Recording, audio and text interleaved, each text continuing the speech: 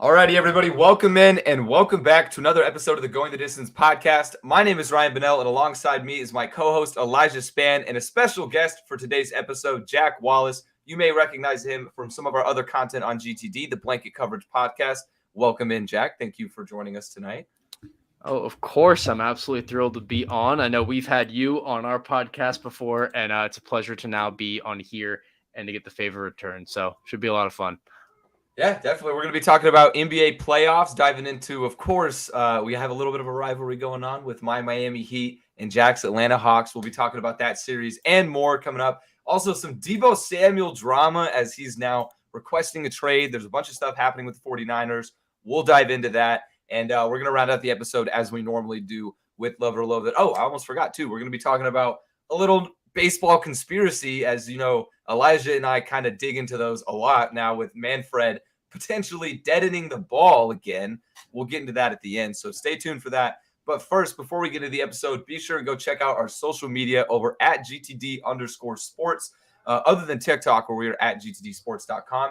You can follow our personal accounts as you see on screen. I am at Ryan Bonnell 8. Elijah's at Elijah Span 19. And Jack is at Jack Wallace TV. Be sure and go check that out, as well as all of our other GTD content like Jack's podcast, The Blanket Coverage, over on GTDsports.com. And last but not least, be sure to use code GTDS125 when signing up for the BetUS Sportsbook to get up to a 125% deposit bonus. Yeah, that's the word it is. All righty, let's go ahead and get in. Actually, let's start it off how we always do with some highlight, low light. And Jack, I know you're the guest. Do you want to take things off, or do you want us to show you the lead with it?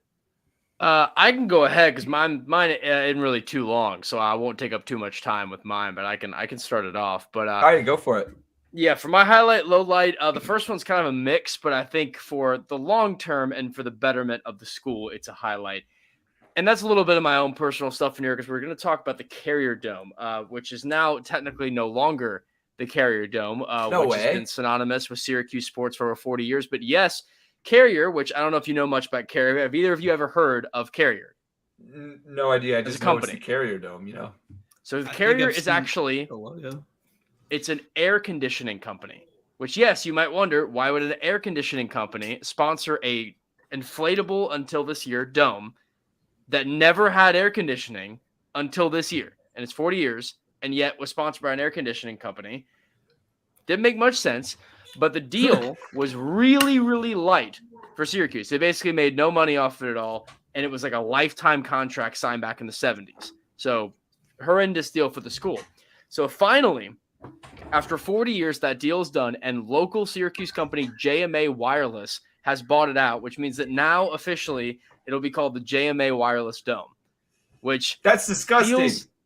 It doesn't feel right. It doesn't feel right. Carrier Dome has the ring to it. The reason why it's the highlight, though, is that even though the name is fairly heinous, and I can go on for hours about how much I really hate super big advertisements in sports, it's good that the fact they did it with a local company, which I do think that's a plus. If you're going to name it something not great, at least go for a local company and not some giant company. So I do respect that because it's good for the community, which Syracuse needs it. And the other point is that it at least gets it a little more modernized. Because I don't think either of you have, or actually I think you might have, Ryan, but been to the Carrier Dome before. Like stepped inside, been there for it. But for anyone listening, you don't really know what it's like. It's very strange because the roof now is this gorgeous piece of just incredible work. I mean, the roof is one of the finest done roofs and scoreboards. It's actually the largest like LED space on a scoreboard in all of college athletics, like the new scoreboard. That's kind of nuts. And it looks amazing. It's great looking. The banners are great. The graphic design is fantastic in Syracuse athletics. There's so much stuff they do that is really, really good. But then you look down and then you see rows and rows and rows of 100% cold metal bleachers in a basic stand with just concrete.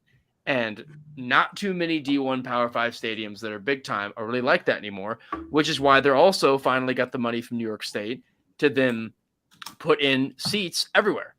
So now they're going to be hardback plastic orange seats throughout the entire stadium, which that's new too. So it's things like that. Nice. So that's my biggest highlight is the fact that the Dome, which is synonymous with not just Syracuse University, but the whole city, is finally stepping into the modern era, which it really hasn't since the 1970s, and it needed it. And so I think it's a big highlight. And then my low light here, which is sort of a combo one. We're going to get to both these teams today. But the Hawks and Braves are in a severe mid-off at the moment, really seeing who can come in right in the middle of the finish. It seems like both of them are. Both of which coming off of a lot of success, obviously, with the Braves turning out, obviously, their most successful season since the 90s with the championship, and then the Hawks with the Eastern Conference Finals appearance kind of out of nowhere. I did want to mention a fun fact here. The Braves, before tonight at least, were 6-8. You want to know the last time they started 6-8 in the season? Was it last year? It was last year. Last two times before then they started 6-8, 2002 and 2003. And what happened in those two seasons? The Braves won their 100 games the last time that they've done that.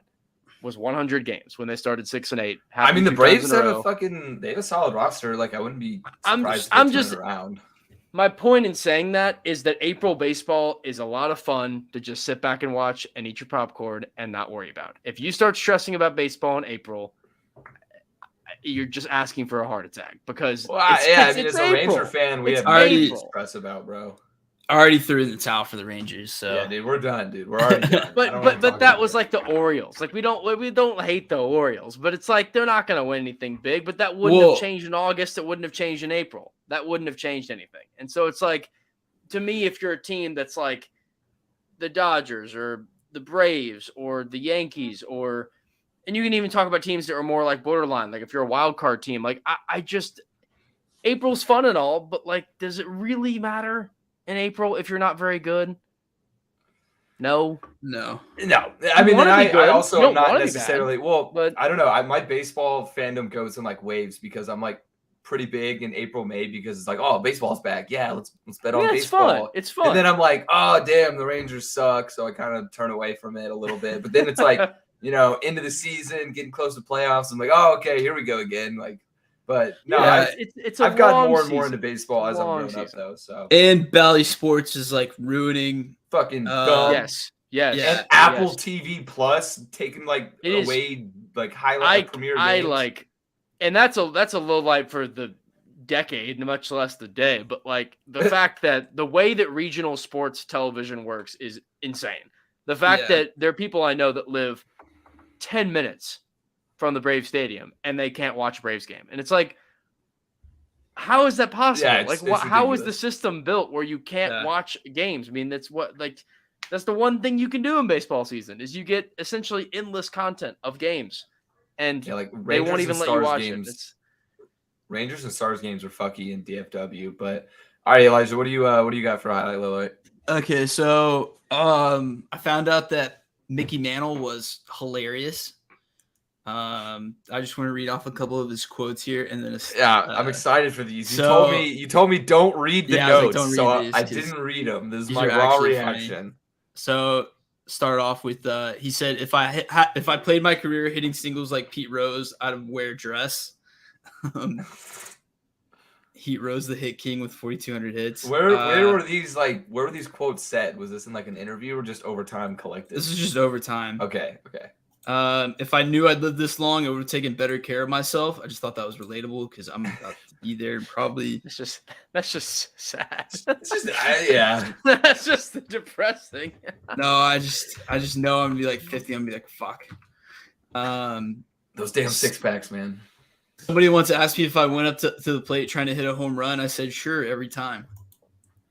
And then the last one, the one that inspired me to make this my highlight was the Yankees sent him like mail to ask him to write down his favorite memory from Yankee Stadium. And then he said, well, I was hurt and I was hurt with a groin injury. I was under the bullpen. I couldn't fuck. So I was getting a blowjob under the right field bleachers. It was about the third or fourth inning. She was a very nice girl and asked me to do it with the cum. After I come in her mouth, I said, "Don't ask me. I'm no cocksucker." What a fucking guy! Christ! Oh my god! When did Mickey Mantle play? What was his era again? Like 60s, 70s? Yeah, okay, 60s, 70s. Yeah, okay. So I could see him. I'm gonna I don't go know. I out see on a Mickey limb. Mantle as like a wise guy kind of thing. I'm gonna go on a limb and say I don't think too many players would say that to a reporter right now nowadays. Yeah, probably No. not in today's day and age. I don't think that would be very common today. No, I'm it wouldn't not gonna- fly, but It would I think it's be still awesome. objectively funny. Yeah, Oh no, my I Lord. agree. That's kind of funny. That's really That is random wild. too. And then low light, we brought them up already. Rangers are going to be terrible again this year. 2-8 start. Marcus Semien has been great so far, but like we said, it's only April, so maybe. But like Corey Seager's been good. So Yeah, Seager's been got fun. that intentional walk run a few days ago. Yes, sir. Dude, the only Rangers game I've been to, I mean, we've had like one home series, was whenever Shohei was pitching, and I went with my girlfriend, and I'm like trying to explain to her, I'm like, babe, like this is You gotta Shohei. go to the Angels game. Yeah, you got. Yeah, I was like, this is saw Shohei. that She's too like, who is last year. Shohei? And I'm like, he's literally like a generational talent. And then we line up against him and just absolutely rake. We had 8 runs on him and hit a grand slam. And she's like, wow, the Rangers are doing really good. And I'm like, yeah, I don't know what's happening right now, but this is Your point just nuts. completely was ruined by the whole Exactly. thing. Yeah, I was like, damn, I just hyped him up, and then he gave up like 7 or 8 earned runs. Shit. But alrighty. My highlight though is kind of general. It's just overall a beautiful time to be a sports fan right now with baseball just starting up. Golf is in, just had the Masters recently. We also got NHL playoffs coming up. I think the last game of the season is like the 29th or so. Of course, NBA playoffs, which we're going to get to in a second. So overall, it is just a very, very fun time to be watching sports right now and talking about them as we're doing so on this podcast. And my low light is more so related to personal life rather than sports. We talk about our college and work life from time to time in our intros. And I'm at that point in the semester because I'm a senior where I'm like, oh, shit. It's grind time. I got these final projects coming up. I got all this shit. So got to get that done. And then I graduate and I'm out of here. So yeah, it's fucking getting old, that's so much fun. All right. Well, anyway, that's enough. Wait, what was that, Jack? I want to mention one more thing. This is news that actually just dropped that I thought y'all would find very funny. Before we dive into football talk, 'cause it's not about football. One last baseball note before we move on. This is insane. They just released the Oakland A's attendance today for today's game. Oh, God. Take a guess. 8,000. 8,000. 8,000? What do you got, Elijah? What's your guess? 3,000. Since you say it like Correct that. answer is No 2,703. way. You want to know that's the pretty last close. time? You want to know the last time they had that few fans? This is what's crazy. Last time they had that many fans at a game. That few fans at a game. I don't know, 60s. 2013. 80. 1980. Damn, that was a specific guess. And you have like 80 games a year. Yeah, it's also pathetic because it's like the 50 beginning of the years. season. Like it's the beginning of the season too. That's usually where fans are mostly excited. Like tickets are a little bit more expensive. So 42 years of baseball. hey, I'm going to an A's game this 1,000 summer. fans. Probably. Well, it depends. I'm supposed to go visit my girlfriend in California and hopefully see A's, but Well, I see mean, I how was that in goes. the Bay Area and saw all the winter sports, so I hope I can go back and see it. But I mean, good Lord, tickets for games. It's still $30 to see a game there, which is insane. Well, I guess it's California, so that's basically like $10 in Texas. Alrighty. Anyway, let's get into this Debo Yeah, anyway. Samuel. Yeah, this Debo Samuel. No, that is nuts. Was that like an ESPN stats and info tweet? No, actually, it was Bob Nightingale. He's always got some Okay. good stats Yeah. going, so I just got that updated and wanted to share it. Alrighty. So before we get to NBA playoffs, we got a little bit of football news. Not so much news, but more drama is the better word. Debo Samuel, if you haven't heard by now, is requesting a trade. There's some stuff going on with the 49ers. He's entering his 4th year, and he is demanding a new contract. Basically, ever since Christian Kirk got paid $80-something million by the Jaguars, the wide receiver market has been absolutely fucked. And these receivers are demanding money that most teams probably don't want to give them, but they might have to because, they're of this quality. So Debo's demanding a lot of money. Seems that Debo's pissed off because he's not even considering re-signing going forward. So overall, what are our thoughts on the situation? Yeah, the NFL is mad at the Jaguars right now. I believe it. Yeah, like they're unhappy just because they were like, "Hey, Christian Kirk, like, do you want to play for us?" And he was like, "No." And then they were like, "Well, what about for $82 million?" And he was like, "Yeah, we can make that work out." It's like, all right, if I have to, shit. Let's see. $72 million in 4 years, making him like one of the highest paid wide receivers after all the other craziness. And he's never had a 1,000-yard season, has 17 career touchdowns, and never made a Pro Bowl. But he's a good option, just not worth that money. Yeah, That's yeah. I mean, yeah, he's like great I'd wide take receiver him on my team, 3, but not for. Yeah, no, not for. I'd want him for like 2 years, 25 mil. Yeah, that would be like I'd want him around 12 and a half, 10 million. I'd put him on I think that's what I'm saying. 10 million at best for me. Like 10 million a year is what I would do. I think most teams he could be wide receiver 2. You're right. Yeah, most but on a good team, he's like a wide solid receiver 3 on like. And I guess if he was on the Chiefs, he'd be like a 3rd or 4th option. But yeah. Well, here, hold up. Let me look. Well, except for the Tyreek Hill thing. Forgot about that. So let's compare it because Michael Gallup is arguably I would say he's a better wide receiver than Kirk when healthy. He signed a 5-year, $57 million deal. So that's basically like $11 million and some change a year. He should have got around that easily. Because Michael Gallup's at least had a 1,000-yard season, and he's great on the deep ball. He's not a burner, but he can make contested catches. So, like, I don't know. I still think that's absolutely ridiculous.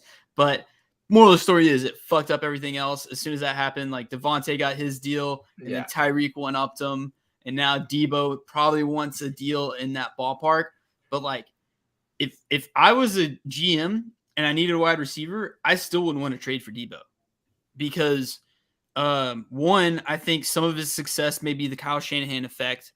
I mean, I don't think Kyle Shanahan I don't think any other coach could make Debo a star running back and a star wide receiver on the same team. Like that is a good point. As like in the sense of would another coach or another system be able to get the same use out of Debo? That's a good question. Yeah, I don't know. Because you're right. He has kind of like blossomed these past couple seasons, especially in that versatile role. And I think whoever were to pick him up, if he ends up going somewhere and like they don't get a contract deal, which it looks like he's probably going to end up going somewhere else, is that team's going to be kind of forced to adjust their system to utilize him like that. Because it seems like that's his job now. And I don't really see him going back to just being a wide receiver. Well, it's probably going to be up to him. Well, but I actually think he might, because you saw what he said today where he came out pretty publicly and was like, I don't want to be the combo. Oh, I did not see that actually. Okay. No, he did. That's what. Yeah, he straight up he came out and said that, and he was like, "No, I want to be like." I'll pull it up to get the quote. But yeah, that was the funny part. I wanted to mention that is that he was like, because that was when he asked to get traded, and then he mentioned, I'm gonna find the thing about that. Yeah, we'll go ahead and go on while you pull it up. But yeah, overall, like if I was the GM, Elijah, to like kind of answer your question on that. Like for my team personally, like the Bengals, we have no need for him, of course. So like I wouldn't want to trade for him. But there are situations like maybe if I'm the Packers, maybe if I'm the Jets, maybe even the Eagles dishing off Jalen Reagor because I know they don't like him right now.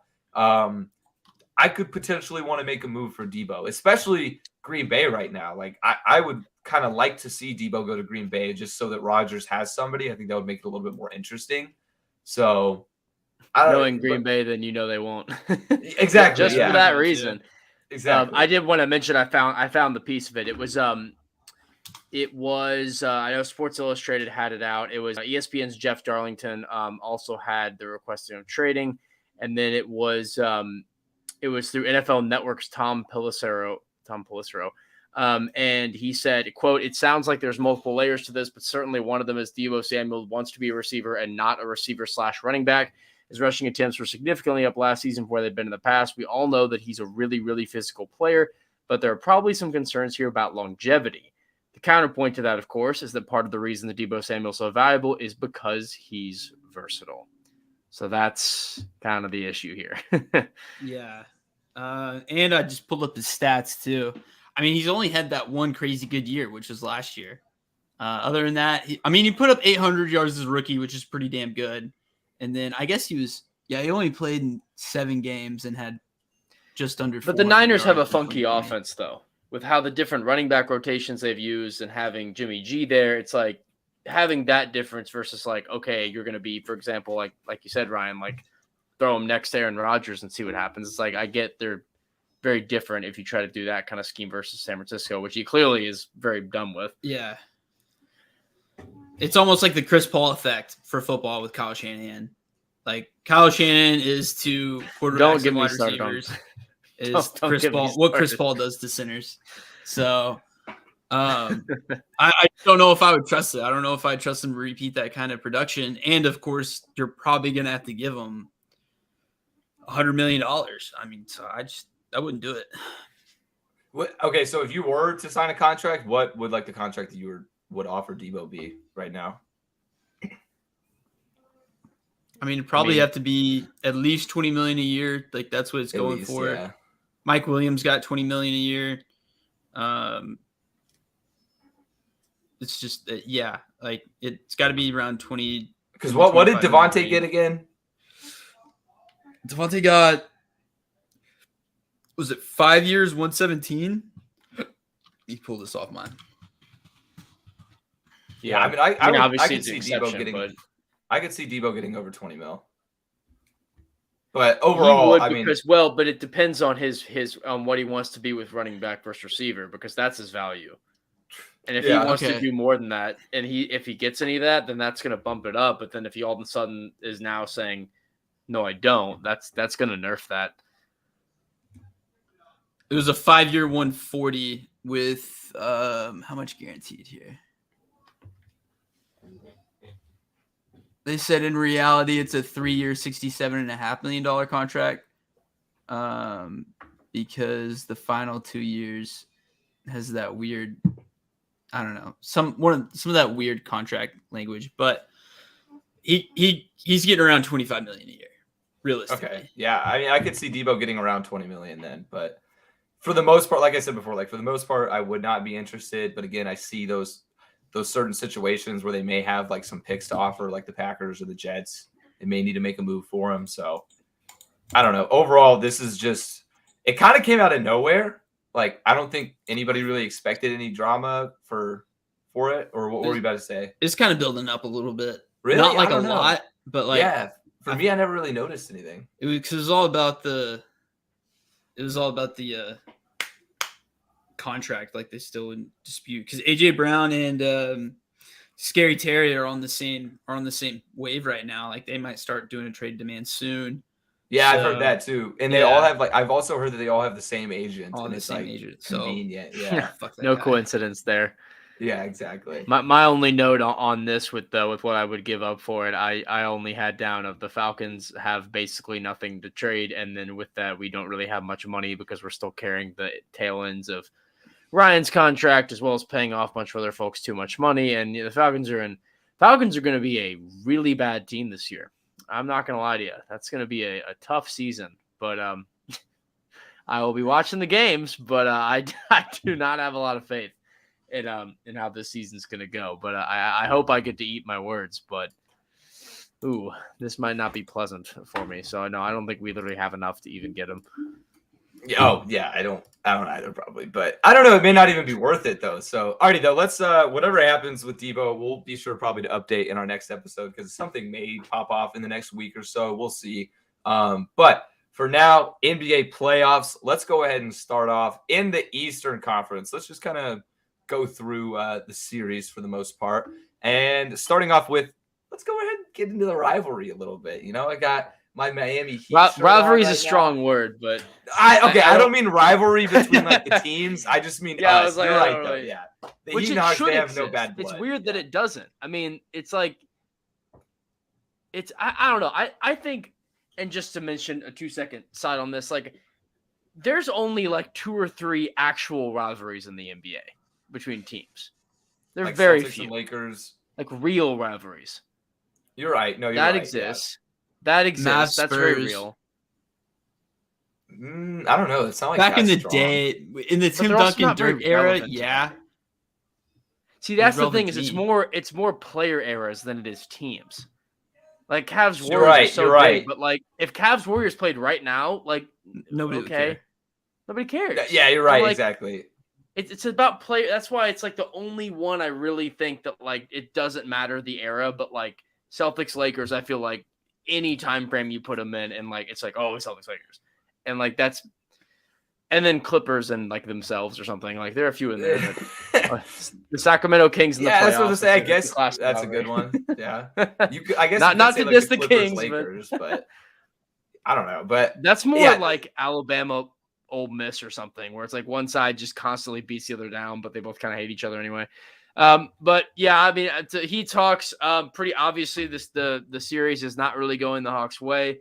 I think that the number one reason due to that is the Heat have pretty much the best defense against the three you could find in the NBA, and one of the best defenses you can find in the NBA.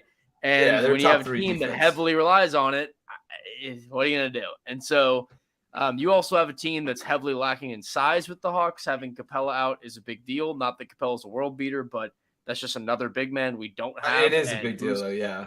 Well, but who's going to face off against Bam? And the answer is kind of no one, because John's not going to be able to do that well, especially not defensively. And then you have Onyeka, who's just sort of too green for this yet, really. And I love Onyeka. I'm a big Onyeka Okongwu fan, but he just that's too much to ask. And that's kind of been the Hawks' problem, I think, over the last few years, is that I think we have a really good, solid set of wings. And I've liked what Herter's done. But Bogdanović had a hell of a game too. He did, yeah. Great game too. Yeah. And he's been one of our best players, one of the most underrated players, because everyone talks about Capella, JC, and Trey. But Bogey's been a really big player for this team since the start of last year. It was a big reason why we made that playoff push a year ago. And so if anybody needs to talk about more on the Hawks, it's definitely Bogdanović. But it's just I don't think Atlanta's going to come at us. I didn't think we would win it in general. I expected us to beat Charlotte in the play-in, and I had hoped and I thought we were going to beat Cleveland. And I was very impressed that we came out and won those two games in the way we did.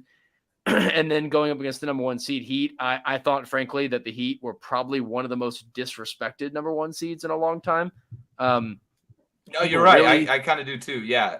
People really, and I'm aware that I'm obviously, well, I guess not super biased against this because the series is I'm already kind of checking out a little bit, but like even for me, to be totally honest, like when you see like who's going to be the one seed for the last few seasons, it's been like, okay, well, obviously it's this team.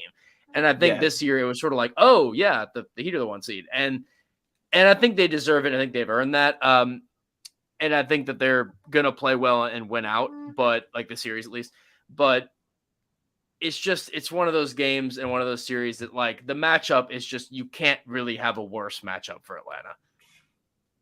Yeah. That's my main thing with the Heat is I'm pretty happy with like our playoff path per se, with, the Hawks and then the 76ers, assuming they beat the Raptors, which right now they're losing game 3.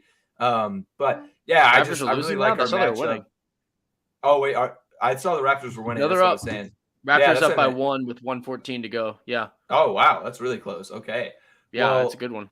Yeah, I just felt like the Heat matched up really well, and I totally agree in the sense of like the Heat have kind of been a quiet one seed because the Bucks, even down there at number 3. I'd say people have more championship expectations for the Bucks as a 3 seed than they do the Heat as a 1 seed. Well, yeah, I mean, the two best players in the Eastern Conference this season, neither of which are on the Heat. Yes, you're right, Giannis and Joel Embiid. So, yeah. I mean, yeah, and that's what I'm really excited to play the 76ers too, because even though rivalries don't exist, there's a little bit of a fandom rivalry. Yeah, I guess we still got to win the series and everything. Oh God, Heat fans against Sixers fans is like it's toxic, dude. It's so funny to me. Ever since Jimmy Butler left, bro, it's just been chaos, dude. But I love Kyrie it. And played in Boston. Like it's the same thing of when Kyrie goes to. I mean that I think is a little more intense. But like even him going, I mean, we'll get to that, I guess, when we get to that series. But like. That's the one thing about the NBA, and I still will always like college basketball more.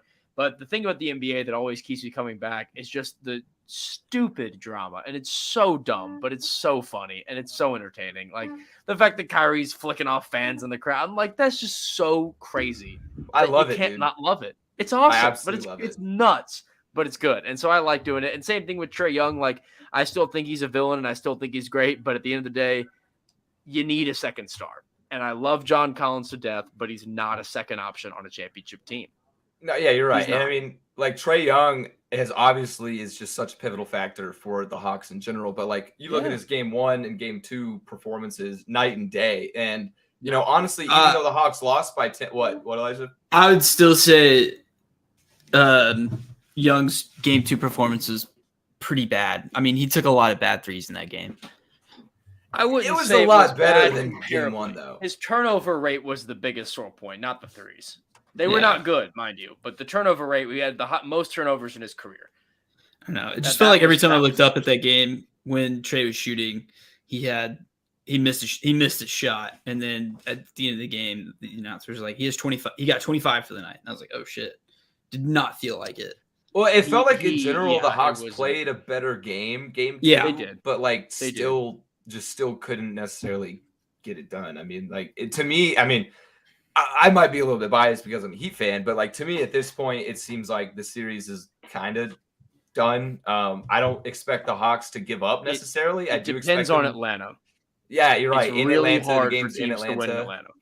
Yeah, it's really hard for teams to win there. That is a factor, and I don't expect the Hawks to be a team to just give up after being down 2-0. So I do expect Trae Young probably to come out and drop like 40 in game 3. That's what I'm expecting. A little nervous for it, but overall feeling very comfortable with the series right now. What, Elijah? I see it coming out as a gentleman's sweep. Really? Heat in 5. Okay, yeah. I see that too. I could see it. If Capella had been in this series, it wouldn't have been 5, but unfortunately, that's not the reality. So you're right. Because of that, I think best case is 6, but that's going to require some serious heroics. But after watching those 2 games, I think any chance of 7 is about done. Yeah, I agree. Especially, I don't think it's going to go 7. I think 6 could happen. If Jimmy motherfucking buckets drops 45 again, bro. Oh my god, dude. He was on a tear. Playoff Jimmy is respect in full him. force. I don't respect Kyle Lowry. I do not respect Fair enough. Kyle Lowry. I've heard and seen all the kind of dirty. You saw that move he had on Hunter at midcourt? That's so dirty and cheap. And I can't. I'm not going to defend him. If a Hawks guy did that, I'd be saying the same thing if that has any solace. And I know that's the do trust me source, but I mean, no matter who it is in the game, don't do that. I'm not going to defend him in any way. But so at least he's not like on the Hawks. So we've dealt with idiocy of that degree before. We've dealt with it. So I can't stand that kind of stuff. That's not basketball. At least he's a new Heat guy, so like maybe we can't fully claim him. He's not like a Heat culture guy, like he's really just a Raptor in Heat disguise. Exactly. Yeah, he still is. But also, I want to end this series with this absurd stat. After last night's game 2, the Hawks are now 0-41 against the spread in losses this season, and 0-22 against the spread as underdogs this season. That's actually impressive. Like that is a very hard, that's a hard stat to accomplish. But yeah, that's wild. So I just wanted to end it on that because that's pretty nuts. So basically, if the Hawks are underdogs, just fade them. Don't take them as underdogs. But already though, going in, moving on now from the Hawks and Heat over to the 76ers and the Raptors, which game 3 is going on right now, or game 2, excuse me. No, wait. Yeah, game 3. 76ers are up 2-0. Yeah, game 3. So 76ers are down right now to the Raptors. I think it may have updated. You guys may have the score on you, but I was kind of – it's tied? Okay. I was kind of hoping – 95. Well, I guess my notes can change now depending on this results because I was going to say I was hoping this series was going to be more entertaining. But, I mean, if the Raptors can win game 3, that makes it entertaining. So, yeah, I mean, they were only 2-point underdogs tonight, which was kind of weird to me. But, yeah, what are y'all's just thoughts on the series so far? Well, as you can go ahead. I've been talking a minute. I haven't really watched it as much, to be honest. I'm kind of – I didn't have these as one of the circled as, like, games I must watch. Like, right now I have Mavs, obviously, Celtics, Nets, and Grizz, and T-Wolves as my other one. And so I kind of was just like, I'll take a pass. I don't really feel like watching playoff James Harden just be playoff James Harden. No, honestly, you're right, though. For some reason, this is the series that I've been least inclined to watch. I don't know why. Yeah, it's just keeping up with the scores. Like, I'm keeping up who's going to play in the next round. I'll definitely watch. Like, I still think Philly will probably pull this out because, like, Embiid's the best center in the game. And, well, second best, I guess. Giannis is like 4 and 5, I guess. But I would more think he's a power forward. Giannis is whatever he wants to be. Yeah, bro. Giannis is. If Giannis is a power forward, then it's Embiid.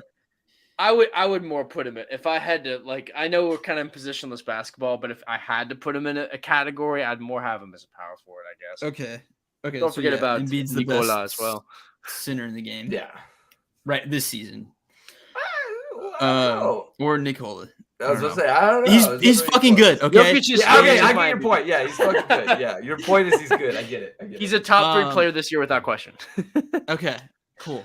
Got that established. And I don't know. I don't have any interest in this series. Like, the Raptors, cool. Like, you went to the playoffs led by Fred VanVleet and Pascal Siakam.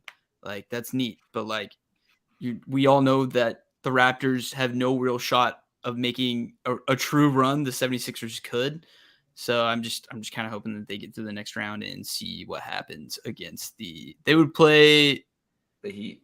They play the Heat. Okay. Or the Hawks. I'm hoping that this game, or the series, goes to 6 or 7. Because that way I'm hoping, the Heat win in 5, like we were talking about, gentleman's sweep. Sixers win in 7. They're a little bit more tired. That would be best case scenario for I guess whoever comes out of that series. Yeah. I don't want to jinx anything. Sixers Heat is definitely a series I would watch, especially because of the Jimmy Butler thing. So yes. Like sorry, update on the game.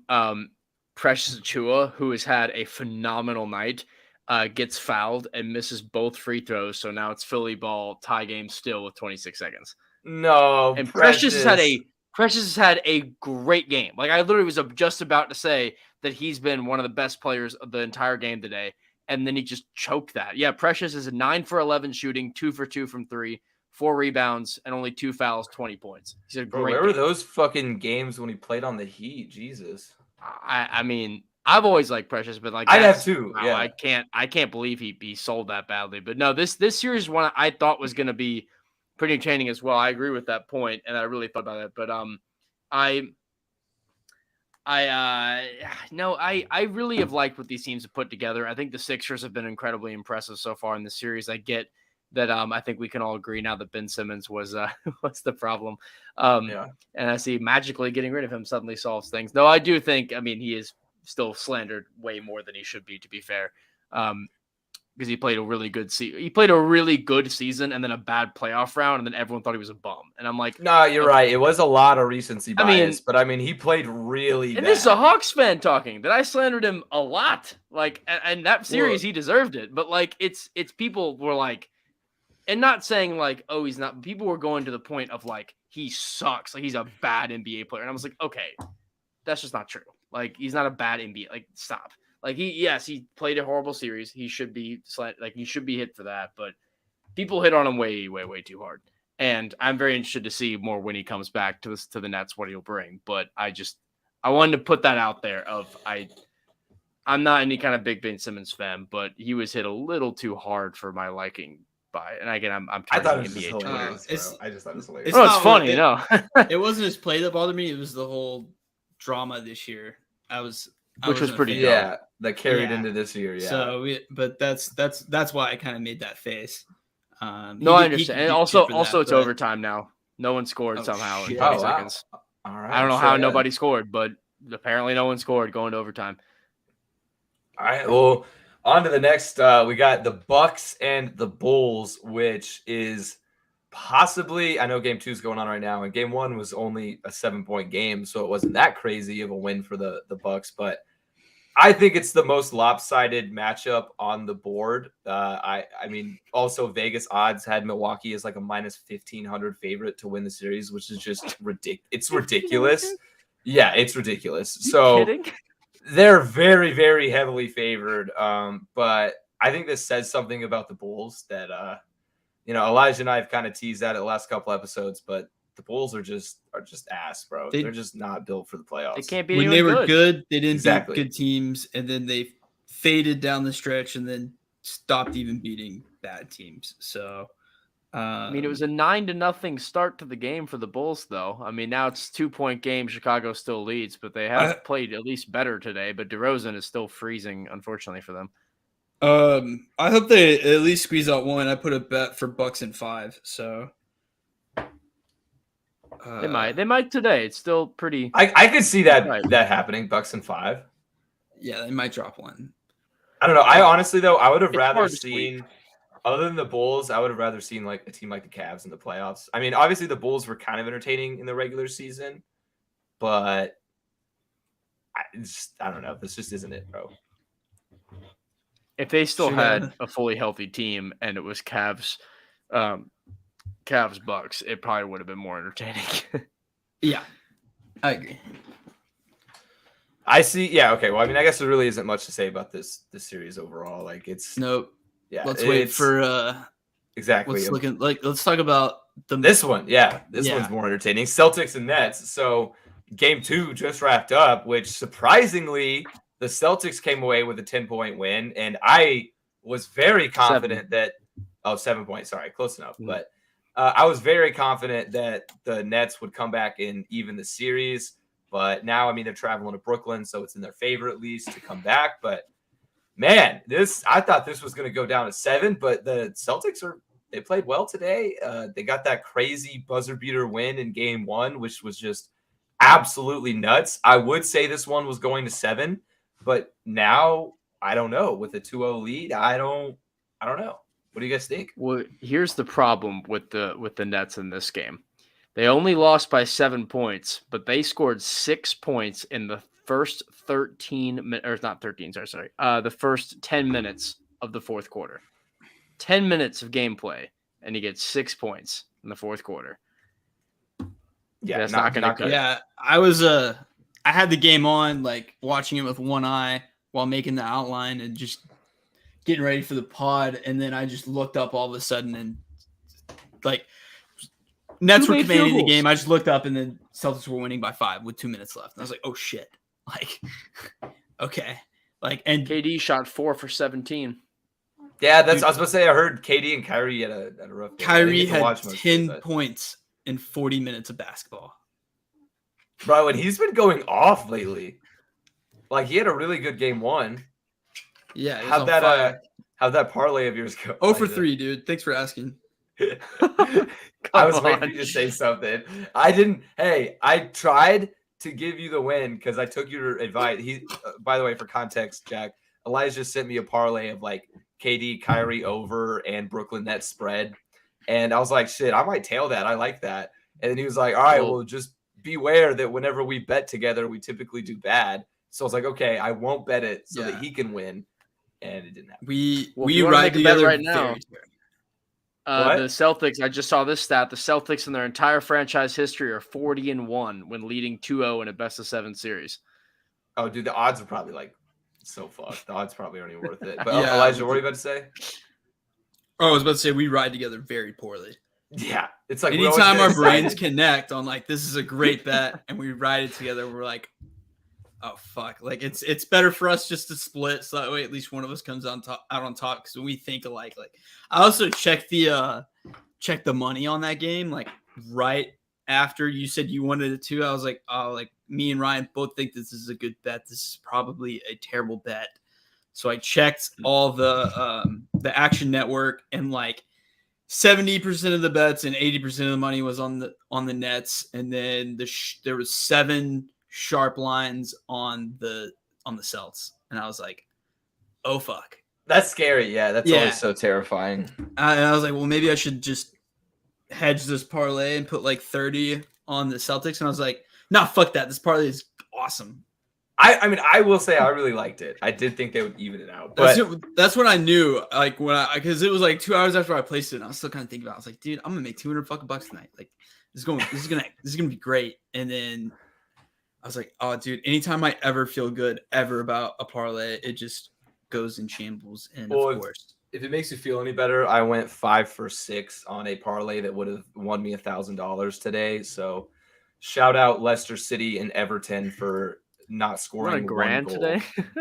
I would have won. I would have won $1,000 if Leicester City and Everton scored one more fucking goal. I had the over of 2.5 in a parlay, and they tied 1-1. But anyway, I digress. Yeah, very tough.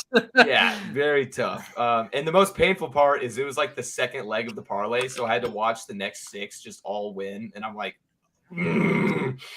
So anyway, yeah. All right, now on to the West. Jack, I know you got to run, but do you want to dive into the West or what's your plan? Yeah, I can go through the end of this, and then I'll leave once we end this section. But I'll talk about the West, and then I'll depart. All right, yeah, we'll try and get through it pretty quick. Yeah, we're already 45 minutes in too. Yeah.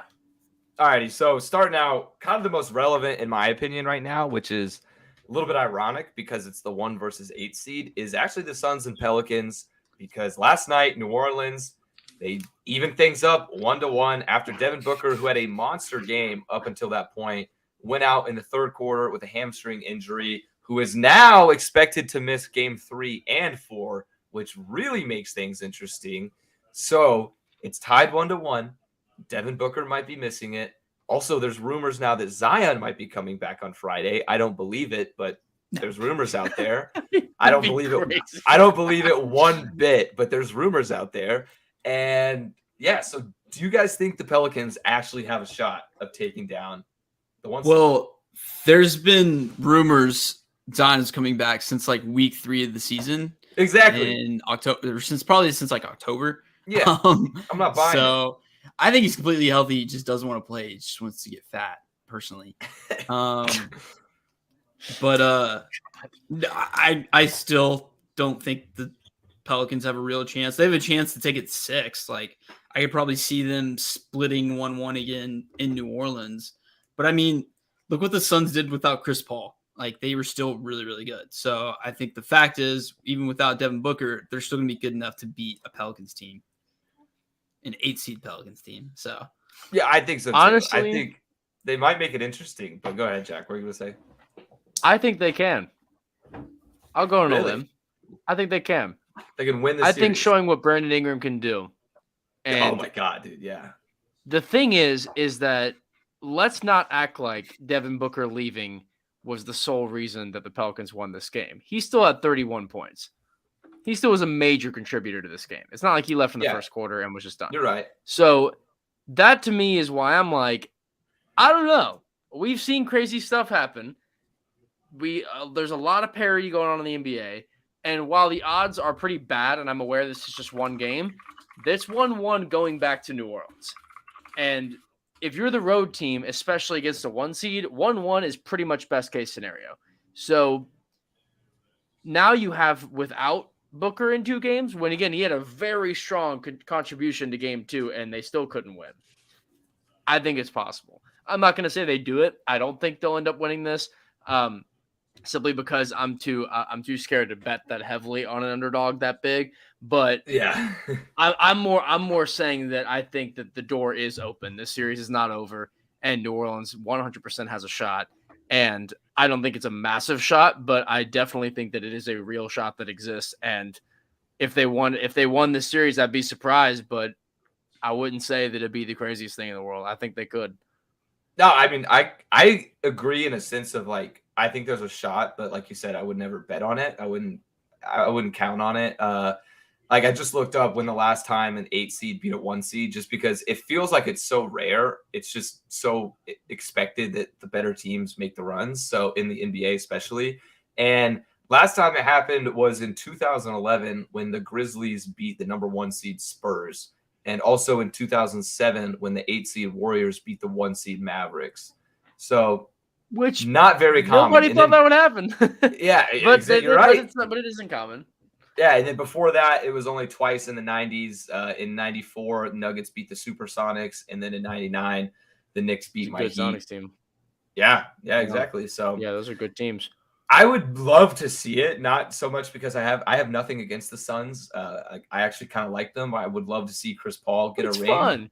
Yeah, but it's fun. Exactly. Yeah, it's fun. I just want to see a little bit of chaos. I want to see an 8-seed advance. It would make things very interesting for a potential Mavs or Jazz series, whoever comes out on that, which I hope is the Mavs. But let's go ahead and transition right into that one. So that one's tied up 1-1 now after Jalen Brunson's monster 40-point night.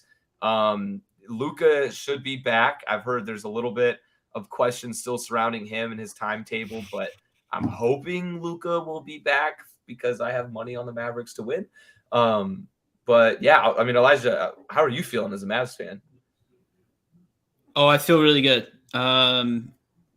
Yeah. So the Jazz, I mean, like, they're the same Jazz team that we've seen for the past couple of years. Like, they're pretty good in the regular season, and then they always get exposed in the playoffs. And I think this is going to happen because we took one game without Luka, and Luka is our entire offense basically is ran through him. So the fact that Jalen Brunson is to drop 31. And it's 31, not 40. Okay, my bad. Yeah, I thought he had 41.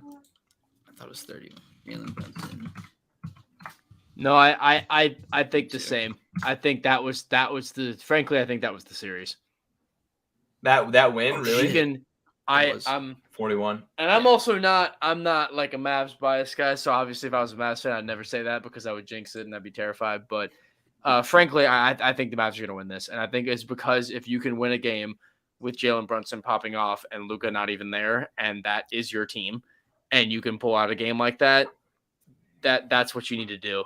And I think that they have the team that really can win this series. So yeah, I have the Mavs here. And Luka is looking like he's going to play for game 3, maybe not. So I'm hoping that if he doesn't play in game 3, Spencer Dinwiddie points over, he's going to carry us in game 3. I'm also assuming Luka comes back and look for the rest of the series by saying that. So yeah, that is that disclaimer. I am assuming he comes back. If he doesn't come back, then my take is off. But it's extremely Luka dependent. I think it's like worst case Ontario game 4 right now. Okay, yeah, and I could see that happening, and I'd honestly be okay with that. Even if they went down 2-1, I think they would get it back and make it 2-2. So, as somebody, I feel like this was one of my big brain sports betting plays. I was very happy when I did this, very confident about it. After the Mavs lost game 1, their series price, like their money line to win the series, was plus 550. And I was like, that is a lot of value, if you ask me. Yeah. I put a solid $30 to win close to 200. So I'm very much looking forward to that payday as long as Luka can get in the game. So it feels weird for me to be like super invested in the Mavs right now as, you know, somebody who has a bunch of Mavericks like fan friends, but I'm not a Mavericks fan. So it's weird. I'll be like talking to people like basically rooting for the Mavs now because I just need them to get past the series and then we're solid. Then I don't really care what happens. Hopefully they play the Pelicans just for fuck's sake, just for entertainment's sake. Oh my God. What? Okay. Oh God. Don't check the score. Raptors and Sixers back and forth, miss like 5 shots in a row. Nobody can make anything. Back and forth, miss. OG Anunoby gets fouled. Joel Embiid smacks him. 26 seconds left. Down by 1. First free throw, good. Tie game. Second free throw, miss. Embiid gets the rebound. Goes up the court. Clock drains. Timeout with 2.5 seconds to go. Sixers, ball in. Danny Green whips it to Embiid, and Embiid drills a 27-footer 3 with 1 second left. 104-101 Sixers. Oh, no. All right, well, there goes that series. Oh, my God. Embiid has 33, 12 for 20 shooting. OG has had the game of his life today. Again, OG, great game, and he's missing. Embiid is now 3 for 8 from 3. He's not even shooting that great. Raptors timeout with 0.8 seconds, so it's not technically over, but it's over, bro. That game is over. That series is over. Unless somebody pulls a Kawhi shot. Man, I thought Toronto might have it in them. But that's just my little update. I'll let you know when the game officially ends. Dude, that's a fucking bummer. I really wanted the Sixers to get tired out before next round. But c'est la vie. All right, let's move on now from the Mavs to a little bit of a marquee team with the Golden State Warriors against the Nuggets. Not maybe a marquee team in the Warriors, but not much of a marquee series. If you ask me, I think this series is way over. It's done. The Warriors are looking dangerous right now. Even in game one, when Steph played slightly rough, didn't shoot very well, Jordan Poole stepped up with 30+ points. And let's talk about that lineup, bro. And I'm sure you guys know, you know what lineup I'm talking about. Steph Curry, Klay Thompson, Jordan Poole, Draymond Green, Andrew Wiggins. It's small ball. Thompson, Steph, Draymond, PTS theme. I like it, but I don't know if sports media will be calling it PTSD. No, I saw this on this is definitely just a Twitter thing. I did not make this up. So yeah, they would not run with this. This is my Twitter joke disclaimer. This is not. I did not make this up. But no, I think this Warriors lineup is ridiculous. Could they hold up down the stretch and keep it going? Yeah. Also, Raptors missed the shot. Game over. Yeah, it's one of those teams that I just think is kind of inevitable, to be honest. Yeah, they're just kind of inevitable, and I think that it's really difficult for a lot of teams to get past a unit like this, and I think that that's going to remain the case. And it's Jokic and nobody else. I mean, this series with Jamal Murray and Michael Porter played would have been one of the best series you could possibly ask. I mean, this series would have been incredible if it was full strength, but it's not. So it's sort of just have to take what you can get, unfortunately. And I think this will wrap up pretty cleanly. They play tomorrow, right? Yeah. I mean, you hit the nail on the head. I agree. If they had Murray and Porter Jr., it would definitely be a way more entertaining series. But I think it's also kind of not sad, isn't the word, but like, I don't know what the word would be. It's just interesting watching Jokic in this series because he's so good. He just scores things where you're like, how did he do that? It just goes in every time. But speaking of that lineup, the PTSD lineup, their big man in that lineup is Draymond Green. Jokic should be absolutely bitching Draymond Green. I don't care how good Draymond Green is, multiple all defensive NBA. Like, I don't care. He is 6'8" against a 7-footer MVP. Like, Jokic should be bullying him, but that small ball lineup is getting the best of him right now. So then, I mean, to Jokic's credit, he can't do it alone. I mean, he is literally doing it alone right now, basically. So it's tough. It's tough to watch, honestly. But it looks like, the Warriors probably going on in 4. Elijah, do you have anything to add to it? No, Warriors kicking ass. They're back. I think they sweep. Yeah. They're back, baby. They're back. Yeah. Note before we move on, just my last update here on the other games going on. Bulls and Bucks has now officially hit halftime. Your score 63-49. Bulls. No way. Let's go. 63-49. Bulls at half. All right. They're getting their act together. I like it. I'm okay with it. Bucks can't score anything right now. Bucks at 5. This is their one game. Bucks or Bulls? Oh, never mind. I thought you said Bulls. I mean, again, they got to drop. They got to drop a game somewhere. I could totally see it happening. Yeah. It was 45-48. Bulls by 3 with 4 minutes to go. They had 15 points in the last 4 minutes for the Bulls. Great finish. Damn. So just side note before you finish our last game, I want to mention that. Yeah, but all right, that'll definitely make things more entertaining. But moving on now to our last series on the board. We got the Grizzlies and the Timberwolves, which, in my opinion, might be the best 2-7 series we're going to get in a long time. I think the Timberwolves are just on the cusp of being a really good team. And they got game 1. I mean, they took it from them. But then again, Memphis came back in game 2 and looked very, very dominant. So I'm very curious to see how this game 3 will pan out. I'm hoping it'll be a close game. But do you guys think that this Timberwolves team, young team, has what it takes to take the series to game 6 or 7? Oh, yeah. Yeah, because when you think about it, like, the Grizzlies are the 2 seed, but they're just as young and green as the T-Wolves are. I mean, you're right. Yeah. So, and I also, this is like my first time really sitting down and watching Ant besides like highlight tapes, and that dude can fucking ball. Like, Dude, oh my God, he's gonna be so good in a few years. I did And he's not so Nothing will realize- slept crack me on. up more. Nothing He's will so crack me up slept on. more than Georgia being that terrible when he was with them. That they were so bad at building a team that they could have a guy that good and do nothing with him.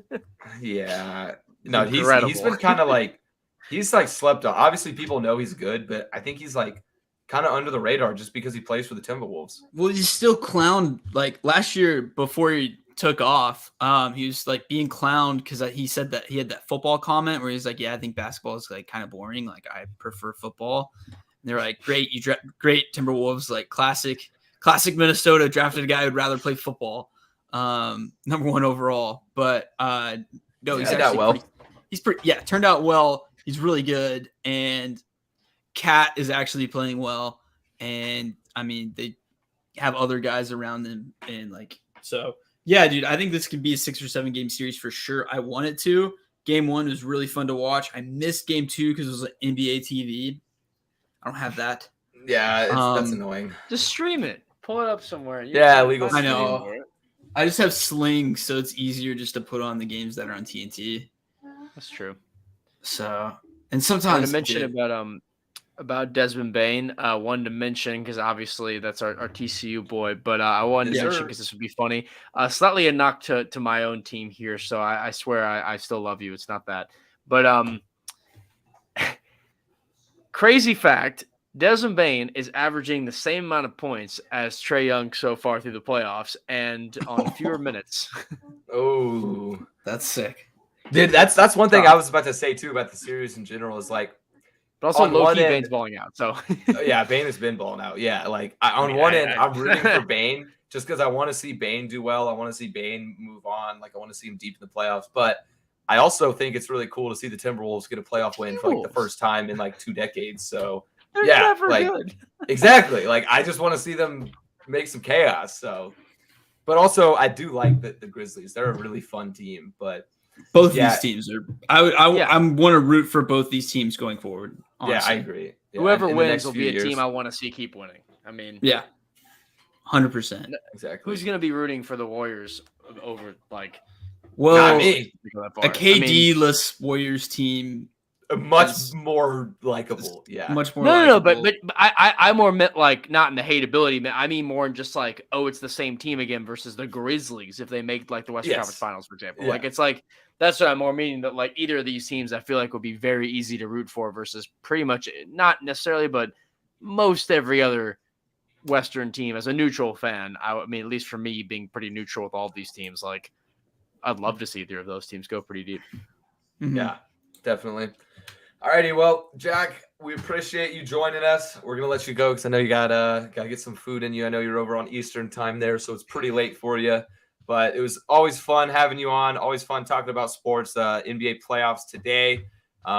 Be sure, guys, go and check out all the Jack's content. You can follow him on social media over at Jack Wallace TV, and of course the Blanket Coverage podcast, which is up on Spotify, Apple Podcasts, and our website gtdsports.com. So, alas, Jack, thank you, and we'll see you next time. Of course, pleasure to be on here. Thank you all again for having me, and have a good rest of the show. I will now go eat. I'll see you all Alrighty. later. Have a good one, man.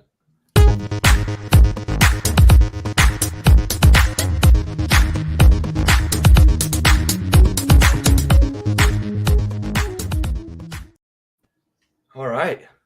Let's get into a little bit of a conspiracy here now. Well, I wouldn't say it's conspiracy because Jeff Passan was the guy who said it. And if there's Ooh. any guy who I trust more in their field of sports reporting, it's Jeff Passan in baseball. It's not I Shefty with agree. NFL anymore. I mean, Yeah, he's- dude, because Shefty's been fucking up lately. Like that Dude. Dwayne Haskins shit. that, Oh my yeah, God. with the Dewey stuff, and then even before then, like there's been a lot of he fucked up on the Cowboys Gregory deal. I He's mean, I can- deleted stuff. Yeah. Oh, like- dude, Mr. Editor, the whole Mr. Editor thing with Washington. Shefty's Yeah. been taking big L's. So, but anyway, Jeff Passan is probably the most trusted sports reporter in all of sports relative. Maybe him and like Waj. yes. So, but basically, did Manfred dead in the ball again? Because we have some stats to prove it. So home runs have been down. Another little betting nugget for y'all is that unders are hitting 63% of the time. So bet the fucking under until further notice, until it's not hitting like this, because 63% is outrageous for any one single bet. Yeah, that I actually might, dude. Honestly, that kind of makes me want to just bet like literally every under on the board every night. But like that scares me because I feel like once I start doing that, it's gonna turn around. Last night I put a unit on 3 different unders. They all hit. Shit. So I might have to start that then. Yeah. So I'm 3-0-1 on unders in the past like 2 days because I put one today. It actually went over, but then the game ended in 6. That Cubs Rays games. I don't know why. But then the bet pushed on my books. I was like, oh, cool, because I didn't need to lose that money, especially with that parlay going terrible. So anyway, 3.93% of all plate appearances right now ended in a home run. That's the lowest through 10 games, the first 10 games since 2015. So it's not insignificant. I know it's April baseball. Usually with that what that tells us is that it's going to end probably around the 4.3 to 4.4% home run rate of all plate appearances, which would also be the lowest rate since 2015. My question is like with the deadening the ball, because like, the question is like, is Manfred deadening the ball again? When was the last time that this was really a problem? Like throughout the years, it's kind of been like, remember that a couple of years ago when it was like the most home runs in history, 2018 or something like that. Like crazy high scoring games. Yeah. Yeah. Well, it was just like everyone was hitting dingers, and like it was the year that there's back-to-back years where MLB top total home run numbers across the league back-to-back. I think it was like 2017, 2018. And then, or maybe not, I don't know. But then they ballooned again in 2019. And then they kind of went down a little bit. And now they're pretty much half of what it was in 2019, which is kind of crazy. So there's and even so Passan was like, what's the most likely prediction is that MLB is deadening the balls. And there's something about the fly ball rate to home run rate. I don't know exactly what it means, but it was like there's like a 10.5% difference. Yeah, I'm not exactly sure. Baseball stats are so insanely specific. Yeah, some of those stats I don't get, but basically home runs or fly balls that in the past hit home runs are now becoming fly balls, which sometimes happens because I think there was like an Acuna or Ozzie Albies home run last year where he hit and he was like, didn't feel like he literally slammed his bat on the ground and he's pissed off and he started just like jogging and all of a sudden it was a home run. He's like, oh shit, because he thought it was going to be like a routine fly out. So the ball's been kind of juicy the past couple of years. So, I mean, this is probably bound to have been coming. But what's crazy is that, so this is a little bit of the baseball stat. So on balls hit that are going 100 and between 100 and 102 miles per hour, and that are hit with a launch angle between 20 and 35 degrees, are garnering a 16% chance of ending in a home run. The reason why this is crazy, though, is because over the past 7 years, these exact situations ended in a 33% chance of a dinger. Dude, that is just so, like, how the fuck do they even track that, bro? It's science, okay? It can't argue with it. I mean, I'm not arguing with it. It just blows my mind. Like, that's so specific. It is pretty specific, but that was a point where in Passan's article where he was like, okay, that's not nothing. Something is happening here. Yeah. And then it also could be another argument for that is like pitchers are starting to throw more and more sliders, and they're going for less innings. And like batting average across the league for starting pitchers is around 245, 250. And for relievers, batters are going like 220. And relievers also throw a lot more sliders than fastballs. And obviously, a slider is way harder to hit because it looks like a fastball, and all of a sudden it's over fucking the air. Yeah. No, yeah, that makes a lot of sense too, because I've also noticed that with baseball in general is like, these guys aren't really expected to go 8 innings anymore and then just bring on a closer. Mm-hmm. They may even go 4 innings and then you just throw 3 relief pitchers until you bring on a closer. So yeah, I could see that because they're seeing a bunch of different pitches. Like maybe even once they finally get comfortable with one guy, the team brings on their next guy from the bullpen. So I could see that being a factor. But overall, like you said, like if Basan is kind of like connecting the dots, I feel like there's just too much information or too much coincidence happening here with all these stats that you're right. I mean, I think it kind of has to point to something. So yeah, I mean, overall though, if you're taking anything away from this little blurb segment, bet the under in baseball. Bet the under. Yeah, bet the under. I just wanted to have this pointed out because it was crazy. And yeah, that is nuts. It would be different. It was just like one of those stats like pointing to maybe a difference, but it's like a bunch. Like that's a lot. How do you feel about that too? With Manfred trying to take out some dingers. I don't know. See, like the traditional old head baseball is like, pitcher duels are elite. They're fun. They're great. But like personally, maybe this is just the ignorant baseball fan in me, but I want to see dingers, man. I want to see piss missiles, bombs. I want to see shit go out of the park. I want high scoring, fun games. Yeah. I don't want to go to like a 2-1 game where there was 5 hits combined in like 9 innings.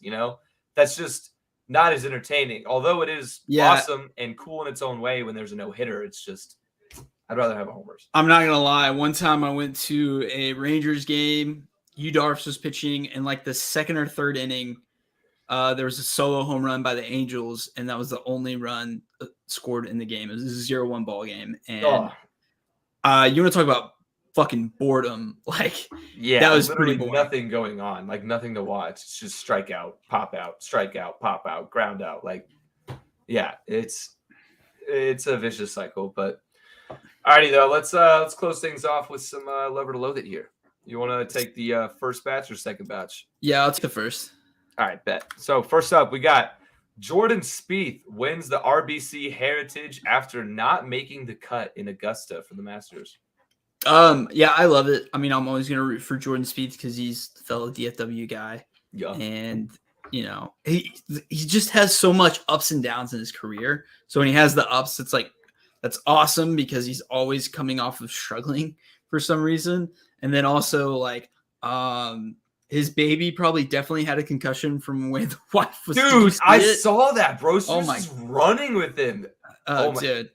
It was on TikTok, and like all the comments were like, "Great, congrats on the win. Now your child has brain damage." Like, honestly, yeah. All right, Next up, former Cy Young winner and former TCU Horned Frog Jake Arrieta retires after 12 years in the big leagues.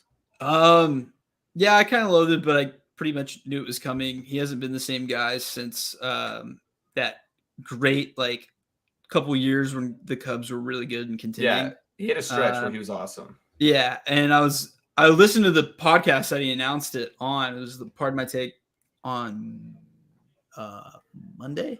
Yeah. And just here they were bringing up some of the stats of just how dominant he was, and he really was fucking sick. Like nobody could hit him for a while, and even I would always make a point to like if Jake Arrieta was pitching and it was prime time, like I was gonna watch that game. Yeah, Jake. I've always kind of followed Arrieta's career just because he's a former Horned Frog and he's like one of the most relevant, prolific former Horned Frogs. Yeah, so. And I mean like I didn't even know that when I first started liking him. I was just like, I like this. I don't know why. I just probably the beard, the fuck you mentality that he had. Yeah, he's a funny guy, and just he was yoked, and so he's a cool guy to root for. And then I found out he was a Horned Frog, and I'm like, this guy's even cooler. Yeah, because we were too young whenever he was playing. He played for in 2006, 2007. So yeah, I mean, it's been a while. But no, he's a cool guy though. Anybody who hasn't checked out the interview definitely should. There's a lot of cool stories about. Yeah, I watched the. Yeah, I didn't watch the full podcast, but I watched the interview, and it was pretty cool. Oh, and he was talking about his kids' baseball team. Yeah, dude, and he was striking them out, hitting the pitchers, and he caused them to lose. 5 strikeouts and 2 hit ball.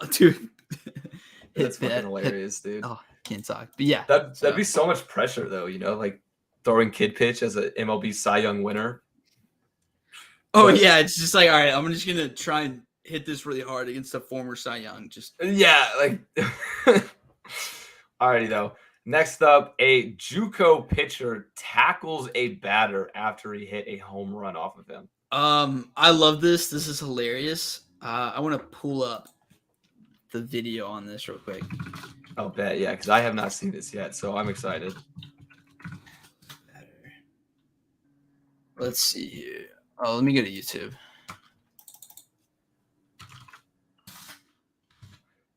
I think you have access of like sharing the screen, or would I need to? Okay. No.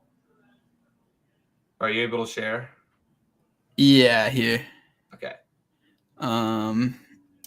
Share screen. Share screen. For those listening to the audio, we're pulling up this video of this JUCO pitcher tackling. Can you pull it up? Yeah, pull it up in the bottom. Oh, yeah. Alrighty, there we go. All right. North Central has taken the lead here in game 1. Oh my god, dude. I'm gonna need an instant replay. Bro, he's spear tackled. Dude. Wait, go back like all the way. Oh my lord. North Central has taken the lead here in game 1. Dude, he just sprinted at him. Oh my! Dude, he lowered the shoulder. Oh, Bro, the no. announcers. Oh my. Oh That no. was The out of horror. nowhere. Obviously, the bitch is cleared. I would go for blood if I was on the batters. Dude, Jesus Christ. Attacking the game 1. Dude, I get. Boom. Oh my god, bro. Boom. Boom. Boom. Dude, Oh, Okay. Jesus. Okay, yeah, that's enough of that, but that was great. I loved that. All right, yeah, next up. An NFL licensed VR game is now coming out, NFL Pro Era, this fall. I might have to finally buy an Oculus because it looks sick. You play as like the quarterback and you throw, and it's like you're like behind the line of scrimmage and you look around. Dude, So, yeah, I have a VR right now, so I would be very That is- excited for that. that They is have peak- football games already that are kind of like that, but they're not very good. yeah, no, that's peak content for me. So I might have to finally do it along. That might just be enough to break me along with that golf game. That's apparently pretty good. Dude, yes, and then we can just do. It's so much fun, bro. I'm actually probably gonna play one tonight. Play around in golf. I've been thinking about it, but All right. all right, let's switch over. Jay Wright announces a retirement, or is going to announce his retirement now. It got leaked. I both love it and loathe it. Loathe the fact that Jay Wright won't be in the game anymore. You know, he's just such an iconic and legendary head coach. He's won 2 titles, 2016, 2018. But I love it for the fact that, you know, if this is his decision, he wants to retire, good for him. You know, he's going out on a pretty high note, made a Final Four appearance. He's turned Villanova into a blue blood program, even though they're kind of on the cusp of teams like Kansas, Kentucky, UNC. Historically, I think in today's day and age, since 2000, they are a blue blood program. So good for Jay Wright because he gets all the credit for that, really. All right. Kyler Murray will sit out of team activities until he gets a new deal. I loathe this. I am tired of the drama. I've now heard some conspiracies that Kyler Murray is going to get traded. I even saw one deal that was like to the Jets. They would trade Zach Wilson and a first-round pick for Kyler Murray. Oh, I saw And that. I'm like, that's interesting. But overall, I just don't want more quarterback drama. So loathe it. No, he wants like $45 million a year. But I'm Jesus. sorry, Kyler, you've never thrown for 4,000 yards and had double-digit interceptions every single Yeah, year. fuck all that, dude. So no. I also wrote a blog about it. You can check it out. GTD Sports. Is there shout out? Okay. Miguel Cabrera is one hit away from 3,000 career hits.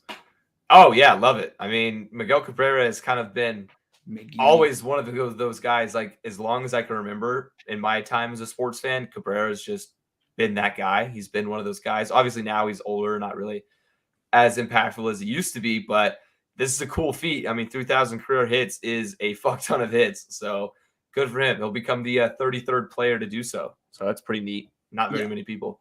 That's a lot of MLB. I mean, baseball's been around for like 150 years. So Exactly. Yeah. And their stats have been kept the longest of any sport. Yep. And last but not least, I think Jack entered this in here. Dansby Swanson is now the first MLB player since 1913 to strike out in each of his first 10 games of the season for 3 straight seasons. Yeah, I'm going to love that just because kind of going – yeah, but I was about to say, going back to what we were talking about earlier, baseball stats, like, holy shit, that is wildly specific and also crazy that they've been tracking that all the way back to, like, 1913. So not for Dansby Swanson's sake, but just for the craziness sake, I love it. Also kind of wild because like I consider Swanson as a pretty solid player, and that's not a very good stat to have on your resume. Well, I mean, some guys are just 3 true outcomes: strikeout, home run, or walk. You're right. No, you're right. Yeah. So I can see that. So probably just one of those guys. Alrighty, though, that's going to be it for this week's episode. We're going to be back again, of course, next Wednesday live on Twitch, YouTube, and Twitter, all that.